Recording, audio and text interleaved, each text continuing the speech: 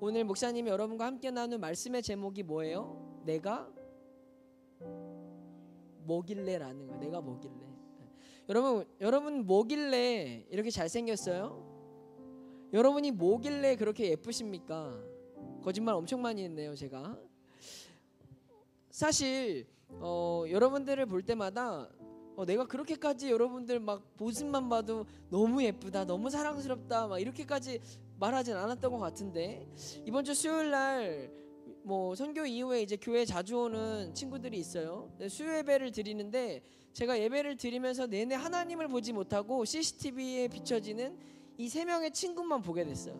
그래서 제가 계속 걔네를 보면서 너무 이쁘다, 진짜 너무 이쁘다 막 이러니까 옆에 있는 전도사님이 저보고 아니 도대체 쟤네를 보고 뭐가 이쁘길래 이렇게 말하냐.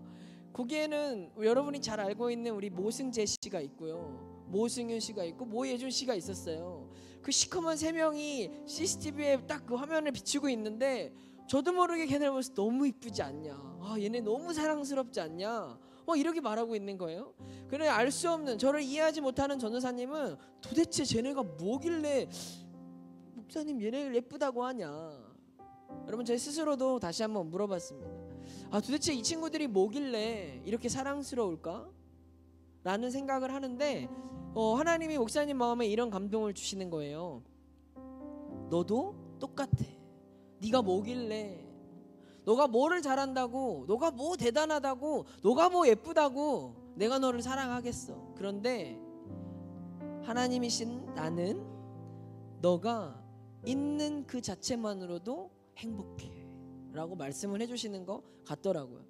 제가 우리 친구들을 보면서 행복했던 이유는 딱 하나였던 것 같아요. 뭐 우리 모승재가 잘생겨서 뭐 그런 건 아니잖아요. 우리 모승윤이 굉장히 뭐 훈남이어서 그런 게 아니라 우리 친구들이 그 시간을 하나님 앞에 드리고 있는 그 모습 자체가 너무 예쁜 거였죠.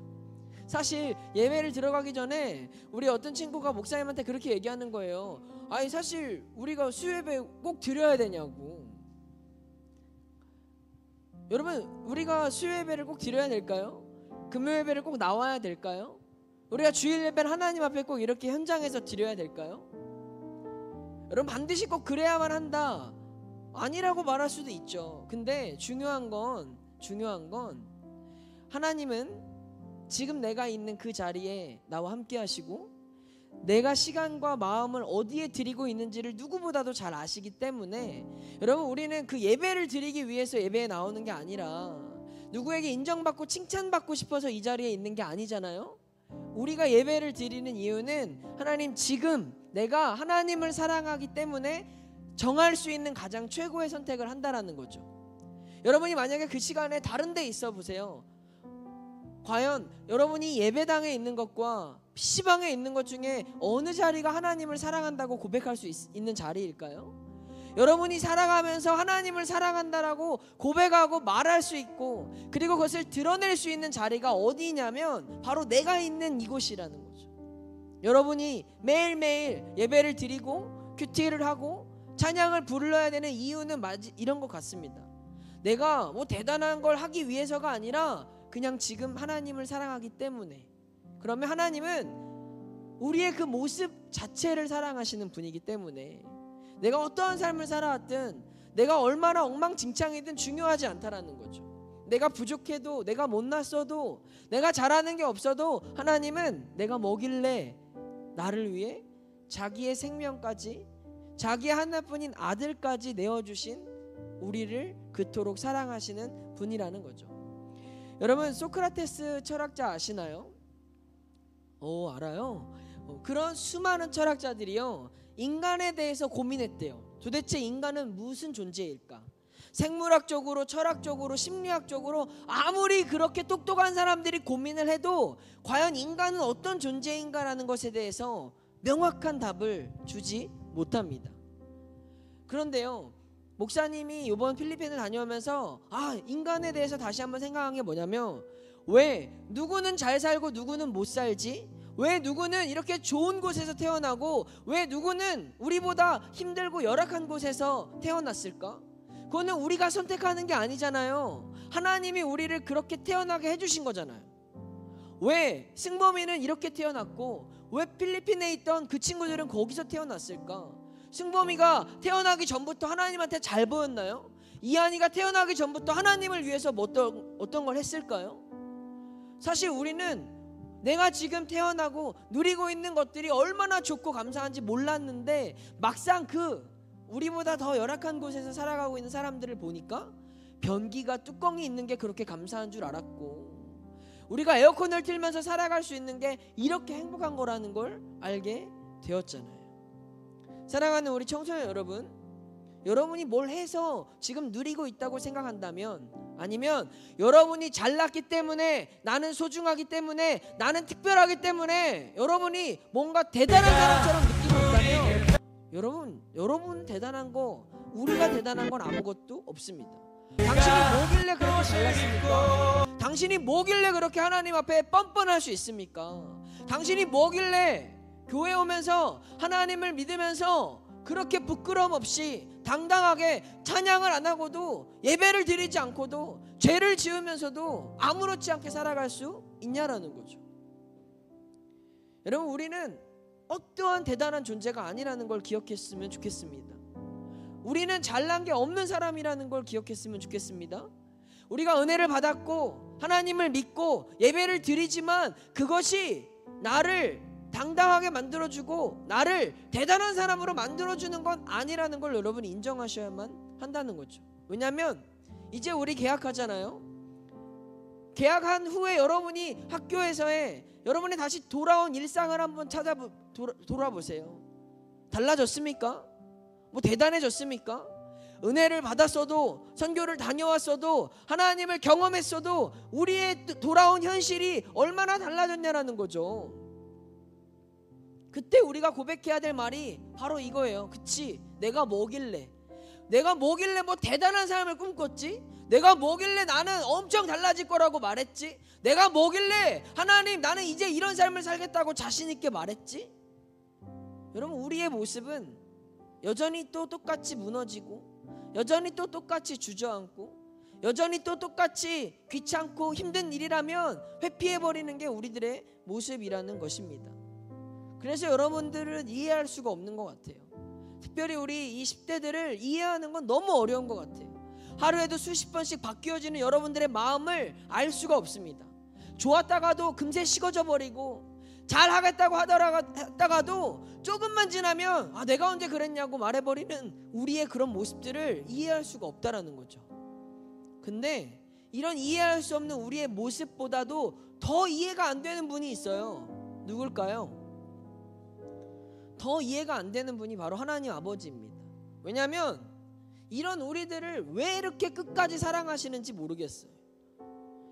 우리는 우리 스스로를 여전히 믿지 못하고, 우리를 여전히 사랑한다고 고백해 주시고 은혜를 주셔도 배신하는데, 하나님은 왜 변함없이 한 번도 나를 포기하지 않고 끝까지 나를 믿어주시고, 실수투성이인 내가 하나님 앞에 언제든지 달려와도 나를 사랑한다라고 말해 주시는지 이해가 안 된다라는 거죠. 근데요, 하나님은 늘 당해야만 하는 사람일까요? 왜 우리 하나님은 늘 우리 앞에서 갑이 아니라 을로서, 내가 뭘 하나님 이거 해드리면 하나님 기뻐하시겠지, 내가 예배에 나오면 하나님 좋아해 주시겠지, 내가 기도 열심히 하면 하나님 응답해 주시겠지 라고 마치 내가 입력하는 조건에 따라서 응답을 해줘야만 하는 분이라는 거죠. 여러분, 하나님은 감정이 없습니까? 하나님은 자존심이 없습니까? 하나님은 명예가 없습니까? 하나님은 상처를 안 받겠느냐라는 거예요. 사랑하는 우리 청소년 여러분, 우리 하나님은 인격적인 분이라고 성경은 이야기합니다. 우리 하나님은 상처를 받으십니다. 상실을 느끼십니다. 우리 때문에 누구보다도 슬퍼하시고 눈물 흘리시고, 내가 배신할 때마다, 내가 좌절할 때마다, 내가 하나님을 무시할 때마다 누구보다도 그 마음에 더 큰 못을 박히시고 있다라는 걸 우리는 잊지 말아야 합니다. 여러분, 좋았던 시간들은 이제 지났습니다. 이제 우리가 살아가야 할 자리는 다시 현실에서 하나님의 은혜와 사랑이 더 많이 느껴지는 게 아니라 우리가 이 세상의 유혹과 죄 앞에서 마땅히 싸워야 할 처절한 영적 전쟁터로 우리는 다시 돌아갔습니다. 학교에서 여러분의 모습은 어떻습니까?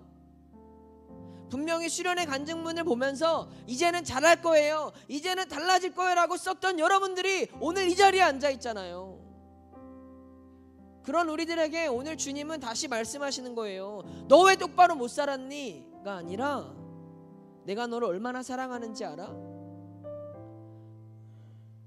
너의 실수 괜찮아, 너의 무너짐 괜찮아, 너의 포기 괜찮아. 오늘 주희의 고백처럼, 오늘 주희가 4년 만에 이 자리에 올라왔던 것처럼 하나님은 우리의 실수와 우리의 포기와 우리의 배신들 모든 걸 다 괜찮아, 네가 뭐길래? 너는 나의 사랑하는 자녀니까 라고 말씀하시는 거예요. 여러분, 하나님이 대단한 게 뭐냐면요, 하나님은요 안 된다라고 하시는 게 많아요. 성경에 보면 613개의 율법이 있거든요.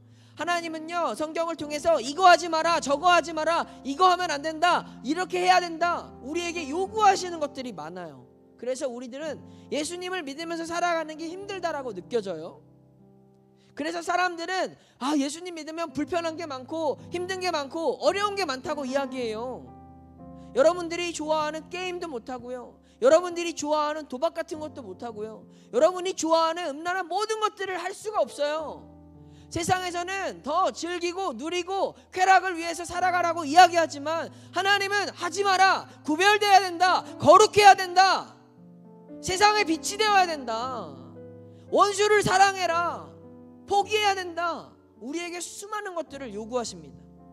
그래서 우리는 너무 힘들어, 무거워, 부담스러워. 근데요, 이 세상 어떤 종교와도 다른 하나님의 사랑이 어떤 건 줄 아세요? 하나님은요 처음 우리에게 요구하시는 건 엄청 많은데 우리가 실수하고 우리가 실패하잖아요. 그럼 하나님의 태도가 180도로 바뀌어버려요. 어떻게 바뀌는지 아십니까? 실수한 우리에게, 무너진 우리에게, 배신한 우리에게 우리 하나님의 메시지가 180도로 바뀌어져요. 어떻게? 괜찮아, 넘어져도 괜찮아, 실수했어도 괜찮아, 그 죄 졌어도 괜찮아, 너 못했어도 괜찮아, 너 그렇게 안 했어도 괜찮아, 내가 다 책임져 줄게, 나만 믿으면 돼, 나만 믿으면 돼, 내 손을 붙잡기만 하면 돼, 너의 실수가 70번 아니 99번이라도 괜찮아, 내가 널 끝까지 포기하지 않을게 라고 말씀하시는 거예요.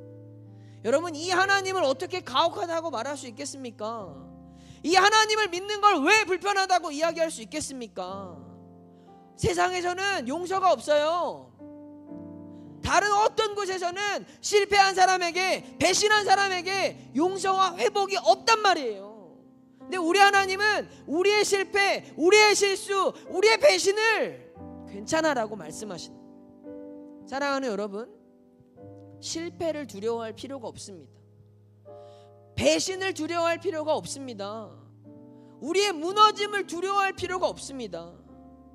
그것 때문에 망설이거나 주축거리지 마십시오.